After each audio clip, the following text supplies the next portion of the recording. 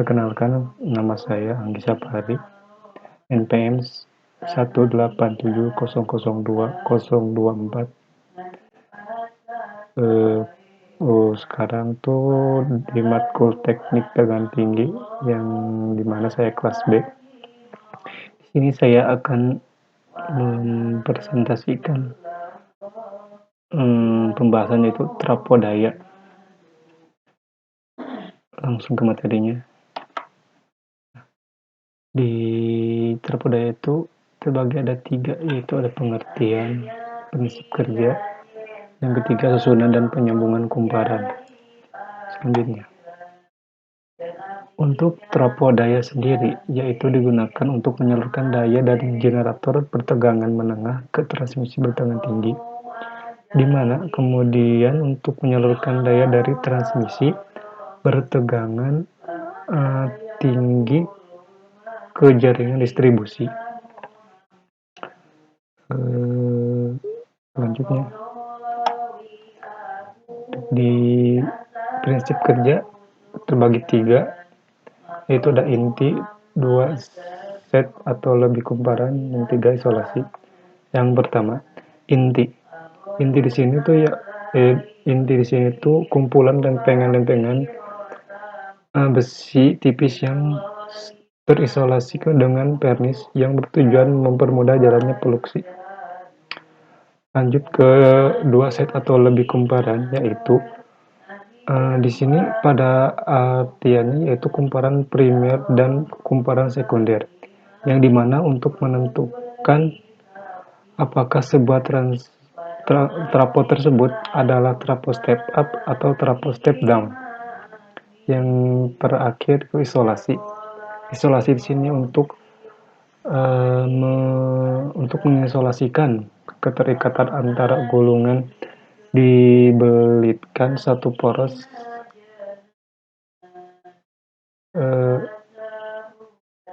maksud saya isolasi untuk mengisolasikan keterikatan antara golongan primer dan sekunder. Selanjutnya, di sini trapodaya tuh terbagi ada 2 kumparan, yaitu kumparan primer dan sekunder. Nah, untuk primer itu kumparan yang dihubungkan ke sumber energi disebut kumparan primer. Yang selanjutnya sekunder, kumparan yang dihubungkan ke beban. Nah, di sini tuh bahan isolasi trapo tersusun dari kombinasi bahan dielektrik cair dengan dielektrik padat. Selanjutnya, untuk susunan dan penyambungan kumparan, jenis susunan kumparannya tuh ada disk winding, yang kedua cylindrical winding, di mana disk winding atau berbentuk piringan ini kumparan dapat dibuat berbentuk ini dan dibelitkan satu poros pada suatu inti. Nah, untuk cylindrical winding itu berbentuk silindris. Kumparan berbentuk silindris ini kumparan berbentuk silindris dan dibelitkan pada semua kaki inti. Untuk selanjutnya, macam-macam penyambungan kumparan. Ada yang bertindih dan berlapis. Bertindih ini yaitu konduktor penghubung melintasi ruang yang terdapat di antara satu elemen kumparan selanjutnya. Nah, untuk yang berlapis, di sini tuh penghubung elemen-elemen kumparan tidak melalui ruangan di antara elemen-elemen kumparannya. Selanjutnya, penyambungan elemen kumparan berlapis itu arah belitannya berlawan. Arah gaya gerak listrik pada kedua elemen kumparan tersebut menjadi berlawanan.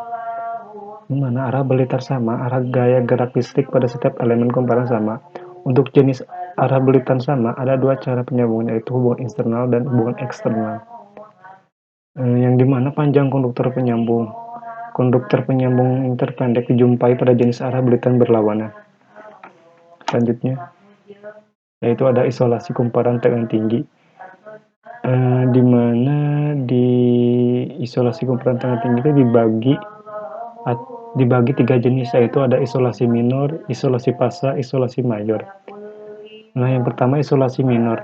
Isolasi minor, isolasi yang memisahkan satu belitan dengan belitan lain dalam satu elemen kumparan. Yang kedua, isolasi fase.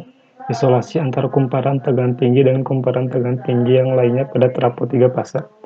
Yang terakhir, isolasi mayor. Isolasi yang memisahkan kumparan tegangan tinggi dengan bagian yang bertegangan rendah.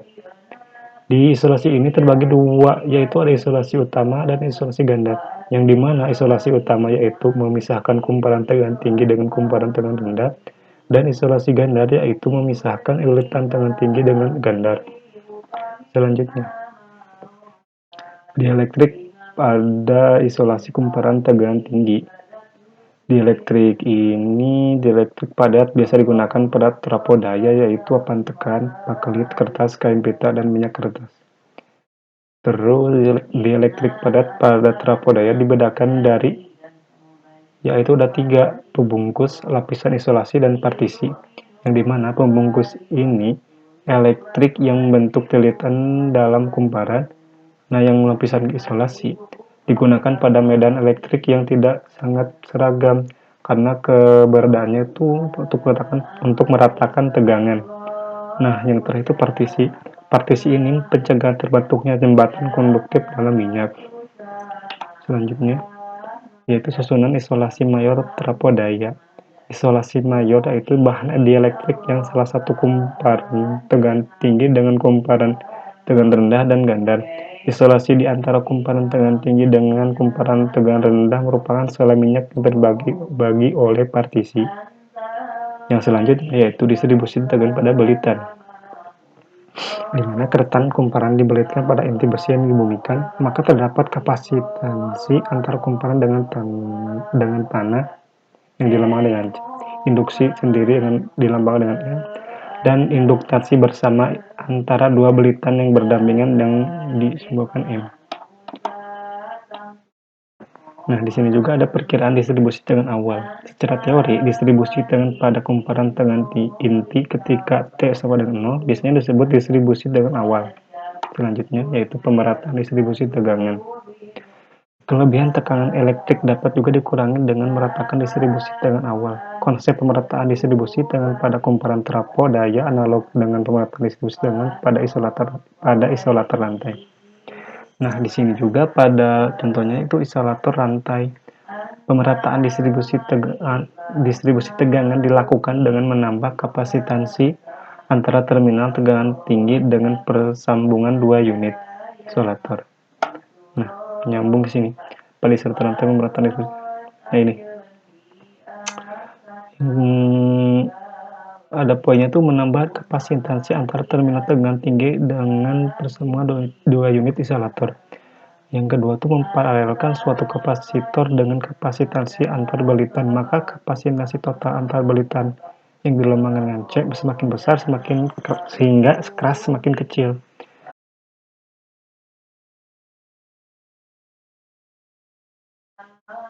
Nah, metode pendingin trafo daya.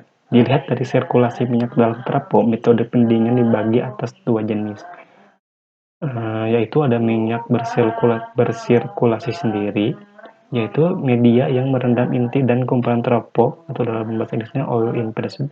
Yang kedua, minyak bersirkulasi paksa, yaitu dalam bahasa Inggrisnya imported oil, yang dimana minyak dalam trafo bersirkulasi atas bantuan pompanya. Selanjutnya dilihat dari metode penghantaran panas dan minyak ke udara bebas. Pendinginan dibagi atas tiga jenis, yaitu ada pendinginan dalam udara alami, kedua pendinginan dalam hembusan udara, yang ketiga pendingin dengan air. Selanjutnya, pengujian trafo daya. Pengujian trafo daya dibagi atas tiga jenis, yaitu ada uji rutin, uji jenis, uji tambahan. Uji rutin ini pengujiannya yaitu mencakup tahanan isolasi, tahanan kumparan, perbandingan belitan, rugi besi, dan arus beban kosong. Itu baru sebagian, dan banyak lagi yang lainnya. Untuk uji jenis, yaitu menunjukkan bahwa yang telah memenuhi persyaratan uji jenis itu menunjukkan bahwa telah memenuhi persyaratan yang belum diuji rutin. Dalam pengujiannya ada suhu dan impedansi. Yang ketiga ada uji tambahan. Uji tambahan di sini yaitu pengujian-pengujian yang tidak ada di uji rutin dan uji jenis.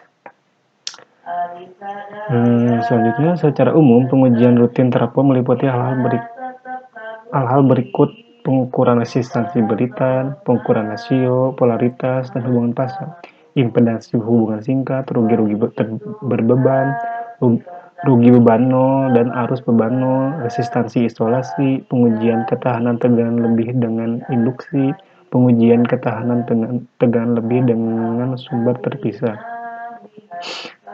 Yang terakhir, pembahasan pengujian jenis dilakukan untuk rancangan baru suatu trafo atau jika dibutuhkan oleh pembeli. Pengujian jenis ini tuh terbagi ada dua, yaitu pengujian ketahanan dengan impuls dan ada pengujian kenaikan.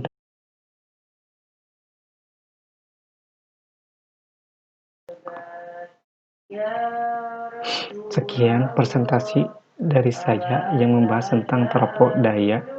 Apabila ada kesalahan penyampaian, penulisan materi, saya memohon maaf sebesar-besarnya. Yang